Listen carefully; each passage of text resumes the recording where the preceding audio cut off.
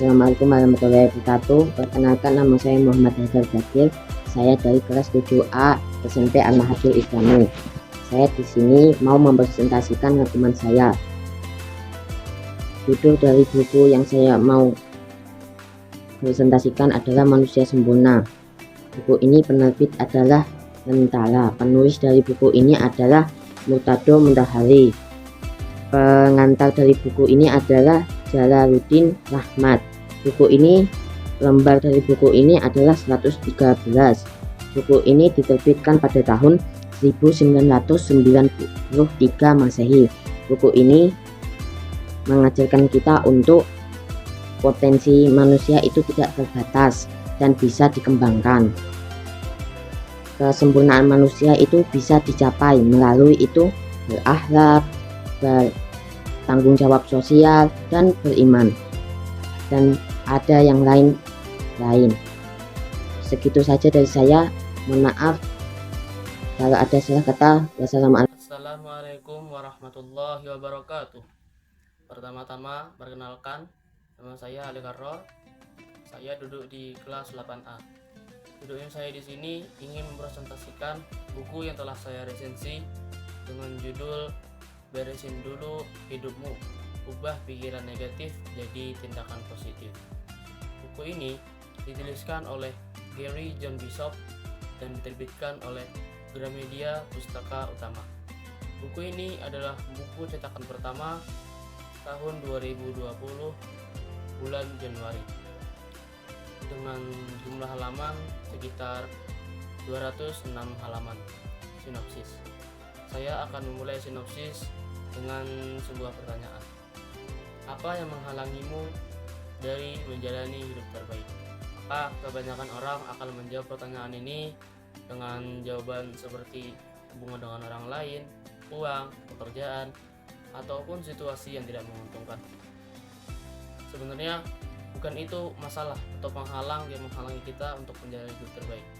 Penghalangnya hanya ada satu, yaitu diri kita sendiri. Di buku ini, Gary John Bishop mengajarkan kepada kita untuk menggunakan 7 kalimat asertif untuk memberdayakan, menyemangati, menghidupkan, dan memberanikan diri bertindak dalam kehidupan sehari-hari. 7 kalimat yang diajarkan oleh Gary John Bishop sebagai berikut. 1. Aku bisa. 2. Aku bersedia. 3. Aku berteguh. 4. Aku telah diprogram untuk menang. 5. Aku merangkul kerja kepastian. 6. Aku bukanlah pikiranku, tapi aku adalah tindakanku. 7. Aku tidak mengharapkan apapun dan menerima segalanya. Buku ini memiliki kelebihan dan kekurangan. Kelebihan dari buku ini ada 3, yaitu bisa mengajarkan kepada kita bagaimana caranya kita menghadapi kehidupan. 2. Bisa menjelaskan dengan jelas penjelasan dari setiap bab. 3. Kalimatnya mudah dipahami. Adapun kekurangan dari buku ini hanya ada 2, yaitu masih ada kata-kata yang typo atau salah tulis, masih ada kata-kata atau kalimat yang tidak saya ketahui artinya, maksudnya arti dari sebuah istilah. Bagian yang saya sukai berada pada bab 3 dengan judul Aku Hidup Untuk Menang. Pada bab ini dikatakan bahwa sebagian besar waktu kita pada dasarnya kita berada pada pengaturan autopilot tanpa berpikir panjang, mencari jalan melalui medan berlumpur yang dapat diprediksi oleh kehidupan. Maksudnya, di sebagian hidup kita jalani secara rutinitas atau otomatis. Jadi, kita menjalaninya tanpa banyak berpikir atau merencanakan jalannya kehidupan kita. Karena kehidupan yang kita rasakan sudah biasa dan mudah ditebak. Kesimpulannya, manusia sering mengerjakan sesuatu tanpa kesadaran penuh dan hanya mengikuti kebiasaan sehari-hari. Tentang penulis, Gary John Bishop lahir di Glasgow, tepatnya di Skotlandia, dan pindah ke Amerika pada tahun 1997. Kepindahannya ini membuka jalannya ke dunia pengembangan pribadi, khususnya ontologi dan fenomenologi. Dan sekarang beliau tinggal bersama istri dan 3 putranya di Florida, tepatnya di wilayah Orlando. Sekian resensi saya. Apabila ada salah kata, mohon dimaafkan. Apabila ada salah perilaku, mohon dimaafkan. Minal aidin wal faizin, mohon maaf lahir dan batin. Bismillahirrahmanirrahim. Assalamualaikum warahmatullahi wabarakatuh. Perkenalkan, saya Sayyid Alias Sajjad akan mempresentasikan resensi buku Laskar Pelangi karya Andrea Hirata. Buku ini diterbitkan oleh Bentang Pustaka pada tahun 2005 sebanyak dengan jumlah halaman 529. Untuk sinopsisnya, buku ini bercerita tentang perjuangan 10 anak yang semuanya dari keluarga sederhana, di mana mereka bersekolah di SD Muhammadiyah Belitung. Walaupun sekolah mereka memiliki fasilitas yang sangat terbatas, mereka tetap memiliki semangat belajar yang tinggi. Tokoh utamanya Ikal dan teman-temannya, dan di mana mereka dibimbing oleh 2 guru yang sangat berdedikasi, yaitu Bu Muslimah dan Pak Harfan. Sepanjang cerita, mereka menghadapi berbagai kesulitan seperti keterbatasan ekonomi, jarak sekolah yang jauh, serta ancaman penutupan sekolah. Namun dengan semangat, persahabatan, dan tekad untuk meraih mimpi, mereka terus berjuang dalam pendidikan. Adapun untuk kelebihan dari novel ini, di mana novel ini sangat inspiratif karena menggambarkan perjuangan anak-anak dalam mencapai pendidikan. Kedua, novel ini penuh dengan motivasi tentang kerja keras, semangat belajar, dan pentingnya untuk tidak mudah menyerah. Ketiga, karakter dalam cerita ini digambarkan dengan sangat kuat dan unik, sehingga membuat pembaca mudah memahami dan mengingat setiap tokohnya. Adapun pesan moral yang bisa kita dapatkan dari novel ini, yaitu bahwa dengan semangat belajar dan persahabatan yang kuat dan keberanian untuk bermimpi, keterbatasan sama sekali bukanlah penghalang untuk meraih masa depan. Novel ini mengajarkan kepada kita bahwa pendidikan memberikan harapan, persahabatan memberikan kekuatan, dan mimpi memberi arah bagi masa depan. Sebagai penutup, dapat disimpulkan bahwa novel Laskar Pelangi adalah novel yang tidak hanya menghibur, tetapi juga memberikan banyak inspirasi dan pelajaran hidup. Oleh karena itu, novel ini sangat cocok untuk dibaca bagi kalangan remaja dan guru-guru, serta semua umur. Sekian dan terima kasih. Assalamualaikum warahmatullahi wabarakatuh. Assalamualaikum warahmatullahi wabarakatuh. Perkenalkan, nama saya Said Husain Nabila Laidrus, dan saya akan mempresentasikan resensi saya, yaitu novel Eragon, karyanya Christopher Paolini. Novel Eragon merupakan buku bergenre fantasi yang pertama kali diterbitkan pada tahun 2002. Buku ini menjadi salah satu karya populer karena menghadirkan dunia sihir, naga, dan petualangan yang menarik. Cerita ini berfokus pada seorang pemuda yang bernama Eragon. Ia hidup sederhana di sebuah desa. Suatu hari, ia menemukan sebuah batu biru misterius di hutan. Namun, batu tersebut ternyata adalah telur naga, yang mana menetas menjadi naga bernama Safira. Nah, sejak saat itu, kehidupan Eragon berubah drastis. Ia terpilih menjadi seorang Dragon Rider, yaitu penunggang naga yang memiliki kekuatan luar biasa. Dalam perjalanannya, Eragon dibimbing oleh sebuah guru atau mentor yang bernama Brom. Ia juga harus menghadapi raja jahat bernama Galbotrix. Nah, selama perjalanan tersebut, Eragon belajar tentang sihir, keberanian, dan tanggung jawab. Nah, menurut saya, kelebihan dari buku ini adalah dunia fantasinya yang sangat luas dan imajinatif. Ceritanya seru dan penuh petualangan, sehingga membuat pembaca tidak mudah bosan. Bukan itu saja, bahkan perkembangan karakter Eragon juga terlihat jelas. Dari seorang anak desa biasa menjadi sosok yang lebih berani dan dewasa. Dan hubungannya dengan Safira pun sangat menarik dan menyentuh.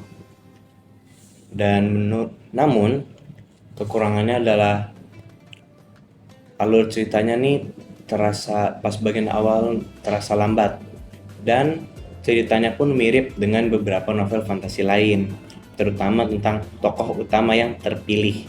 Nah, secara keseluruhan, Eragon adalah novel fantasi yang menarik dan layak dibaca, terutama bagi remaja yang menyukai cerita petualangan dan dunia sihir. Buku ini juga mengajarkan nilai keberanian, persahabatan, dan tanggung jawab. Mungkin sekian saja dari saya. Mohon maaf apabila ada kesalahan. Wassalamualaikum warahmatullahi wabarakatuh. Assalamualaikum warahmatullahi wabarakatuh. Saya Rahbar Alkaf dari kelas 11B ingin mempresentasikan hasil resum buku saya. Saya mengambil buku yang berjudul Ali the Magnificent yang ditulis oleh Ahmed Khalid Taufik. Buku Ali the Magnificent menceritakan tentang kehidupan salah satu tokoh besar dalam sejarah Islam, yakni Ali bin Abi Thalib alaihissalam. Beliau adalah sepupu sekaligus menantu dari Muhammad SAW. Sejak kecil, Ali sudah dikenal sebagai orang yang pemberani, cerdas, dan memiliki akhlak yang sangat baik. Di dalam buku ini, diceritakan bagaimana kehidupan Ali sejak masih muda sampai menjadi seorang tokoh yang sangat dihormati. Ali termasuk salah satu orang pertama yang menerima ajaran Islam. Ia selalu mendampingi Nabi Muhammad SAW dalam berbagai keadaan, bahkan ketika banyak orang yang menentang dan memusuhi Nabi. Salah satu hal yang paling menonjol dari Imam Ali alaihissalam, yakni adalah keberaniannya. Ia dikenal sebagai salah seorang pejuang yang kuat dan tidak takut akan menghadapi musuh ketika membela kebenaran. Namun, walaupun terkenal berani dalam peperangan, Imam Ali juga dikenal sebagai orang yang sangat bijaksana. Ia sering memberikan nasihat yang penuh hikmah dan banyak orang yang menghormati pendapatnya. Selain itu, Ali juga dikenal sebagai orang yang sangat sederhana. Walaupun memiliki kedudukan yang tinggi, ia tetap hidup dengan sederhana dan tidak sombong. Ia selalu berusaha bersikap adil kepada semua orang tanpa beda-bedakan. Sikap inilah yang membuat banyak orang menghormati dan menyayanginya, serta menyeganinya. Selain itu juga, dari buku ini kita bisa belajar banyak dari sosok Ali bin Abi Thalib. Ia mengajarkan bahwa keberanian, kejujuran, dan keadilan adalah hal yang sangat penting dalam kehidupan. Selain itu, kita juga bisa belajar bahwa menjadi orang yang berilmu dan berakhlak baik sangat penting agar bisa menjadi pribadi yang bermanfaat bagi orang lain. Untuk kesimpulannya, menurut saya, buku Ali the Magnificent adalah buku yang sangat menarik dan inspiratif. Buku ini tidak hanya menceritakan sejarah, tetapi juga menceritakan banyak pelajaran hidup yang bisa kita ambil. Sosok Imam Ali bin Abi Thalib bisa menjadi contoh bagi kita untuk menjadi pribadi yang berani, jujur, dan selalu berbuat baik kepada orang lain. Mungkin sekian dari saya. Mohon maaf apabila banyak kesalahan dari saya. Akhir kalam, syukran. Wassalamualaikum warahmatullahi wabarakatuh. Assalamualaikum warahmatullahi wabarakatuh. Perkenalkan, saya Ali Zainal Abidin. Saya dari kelas 8B. Di sini saya akan mempresentasikan resensi buku yang berjudul Salah Vonis, karya Zainuddin Ali. Identitas buku. Judul Salah Vonis, penulis Zainuddin Ali, penerbit Roda Publika Kreasi, tahun terbit November 2025. Jumlah halamannya 152. Sinopsis buku. 1. Realitas sekolah saat ini. Jadi, banyak siswa yang merasa tertekan karena penilaian dan nilai dari guru. Juga sistem pendidikan yang sering menilai dari angka, padahal mereka punya bakat masing-masing. 2. Potensi setiap siswa berbeda. Jadi setiap siswa itu pasti memiliki bakat yang unik, dan gak semua orang belajar dengan cara yang sama.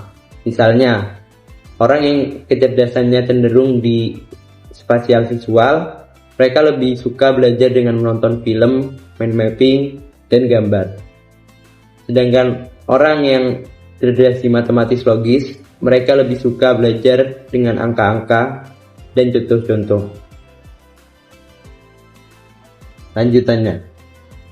3. Motivasi dan mindset. Jangan menyerah saat gagal. Jadikan kegagalan itu sebagai kesempatan untuk belajar. Dan fokuslah pada pengembangan dirimu. 4. Pesan untuk Gen Z. Nilai bukan ukuran utama kesuksesan. Percaya diri dan berani mencoba hal baru. Kelebihan dan kekurangan buku. Kelebihan, bahasa ringan dan mudah dipahami. Banyak contoh nyata kehidupan. Memberikan motivasi dan semangat belajar. Membangun rasa percaya diri pembaca. Kekurangan, tidak menjelaskan teknik belajar secara rinci. Lebih banyak motivasi, kurang langkah praktis. Walaupun begitu, tapi kekurangan yang ada di buku ini tidak menyebabkan pesan di buku ini hilang. Kesimpulan, buku ini cocok untuk pelajar yang ingin memahami diri sendiri, tetap semangat, dan tidak terjebak dalam penilaian negatif orang lain. Pesan, kamu bukan gagal, mungkin hanya dinilai dengan cara yang salah. Jadi, tetaplah terus mencoba. Sekian dari saya. Wassalamualaikum warahmatullahi wabarakatuh.